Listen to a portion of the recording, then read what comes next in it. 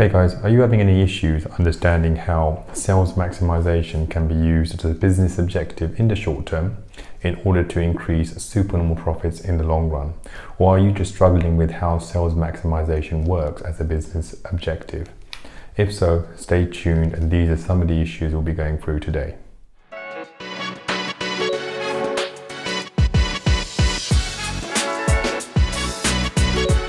Hey guys, my name is Mohsin and welcome to Progress Us. The aim is really to simplify economics.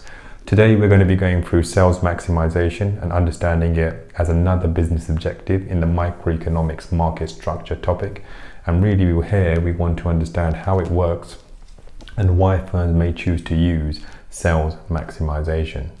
We'll start with some of the production points of sales maximization. Again, if you look at the diagram, you'll notice it's a supernormal profit diagram. But the difference is, as we'll be coming to know in a second, that the production point isn't where MC equals MR because we are sales maximizing. So where does it occur? So maximum volume of sales occurs where AC equals AR. So what we need to understand here is that the objective of this firm is to increase the volume of sales as much as it can, okay, in order to increase its market share.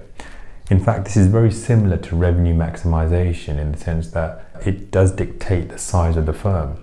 So as a strategy, the bigger you are as a firm, it can justify the wages of managers in terms of their bonuses or just general salaries or any other fringe benefits they may receive. So it's quite similar to revenue maximization in that sense.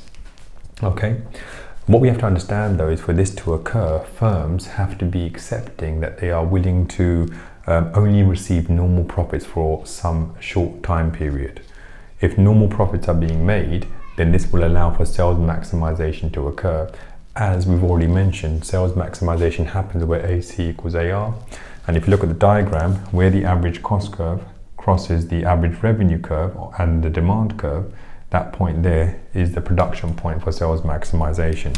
So at that point, our average cost equals average revenue, and that's our normal profits.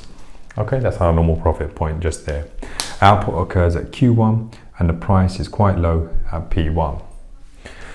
So we have to understand that again, that it's a measure of size, because the more they sell as a firm, the more that managers could justify their wages, and market share would increase for the firm also. We have to again assume that normal profits satisfy the needs of the shareholders. If they're not satisfied with this, they wouldn't carry out this strategy. Okay, so it is generally a very short-term type of business objective, because sometimes shareholders are willing to allow sales maximizations to occur. And you might think, well, why would they do that? Well, if they're selling more units of output and they're increasing their market share in the short term, what this may lead to is actually competitors not being able to survive in the same market because prices are so low. And then slowly competition will be reduced because the competitors for this firm won't be able to match the very low prices. And because of that reason, in the longer term, this firm then might decide to revert back to Q star, which is where profit maximization occurs. So it can be used as a short-term strategy, and generally is used as a short-term strategy in order to have more supernormal profits in the long run, but by removing competition. So that could be another strategy the firm may want to use as well. Okay, and that's what we mentioned here, that it's a strategy to increase market power. But in order for it to be a strategy for market power purposes, the firm here has to either be a monopoly or an oligopoly, okay, which essentially could survive with taking a loss in the short term. In perfect comp or monopolistic competition, well, they survive in the long run with normal profit, okay, but they wouldn't be able to sustain that if we were using it as a strategy. So monopolies and oligopolies in the short term could afford to run this strategy for a while, okay, and then revert back to profit maximization once competition was removed. And finally, I've written here growth maximization. So growth maximization again is really about increasing the size of the firm, growing the firm as much as possible. What's the purpose of growth maximization? Again, it could be there to really to deal with the issue of divorce of ownership and control, where managers and shareholders have different objectives. But managers might want to grow the firm as fast as possible, as quickly as possible, in order to meet their own needs, to maximize their own benefits in terms of higher salaries, higher bonuses. We know of some firms that have been very, very keen on pushing growth too fast. Managers can be reckless sometimes in order to try to achieve their or maximize their own benefits. It's a fairly straightforward diagram again, and what we're saying is that if we compare this to profit maximization, so we're looking at MC equals MR. Okay, you can see the production point, we take that up to the demand curve to have a price of P star, and we take that to the cost curve again, just there, and that's the cost of C, and there's our profit maximization. You can see that quite large rectangle box. Now, if we sales maximize, obviously we go to the point where AC equals AR. We're already on the demand curve, and therefore that becomes in the price of P1. We take that down on Q1, and because we're on the cost curve at the same, if you notice, we're on the demand and the cost curve, P1 is also equal to C1. So the price is equal to the cost, i.e. we're making normal profits. We sacrifice all of, in fact, supernormal profits in order to sales maximize.